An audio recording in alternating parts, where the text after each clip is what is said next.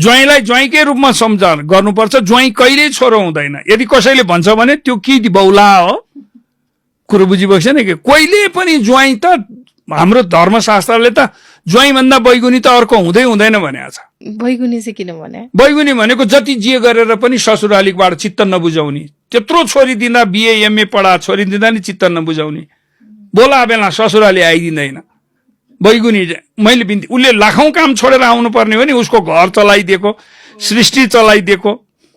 हजुर हो, एकदम एकदम। यहाँ कुरो के छ, अब हजिया हजुरी त गर्नु पर्यो छोरीले दुःख पाउली भनेर। त्यसैले ढुकुरलाई र ज्वाइँलाई बैगुनीको भनेको छ। ढुकुर जति पाले नि रत्याउन सकिँदैन छोरी। ज्वाइँलाई टाउकै ओछ्याए पनि आफ्नो बनाउन सकिँदैन। यदि कोही बन्या छन् भनेर कसैले भन्यो भने यो म चाहिँ पत्याउँदिन। मेरो उमेरले मैले देखेसम्मको अवधिमा पत्याउँदिन। ज्वाइँ आउँछ, उसलाई मान सम्पूर्ण गर्दाखेरि पनि उसले त्यहाँ खुड्किलो देख्छ। यो यस्तो भइदियो बस भोजमा तपाईँको आगन्तुक जति बोलाउनुहोस्, लास्टमा हजुरलाई कुरा काट्ने मात्रै हुन्। काँचो रहेछ काउली, मासुमा नुन चर्को रहेछ, ऊ रहेछ भन्ने मात्रै हुन्। यी कमेन्टेटरहरू हुन्, कमेन्टरहरू हुन्, कमेन्ट गर्छन् असाध्यसँग। र ज्वाइँ कहिल्यै छोरो हुँदैन। र छोरोले फेरि हजुरको उसको हिसाब किताबले जीवन जिउने बेलामा कति सम्मान गर्छ सास ससुरालाई त्यो म भन्न सक्दिनँ।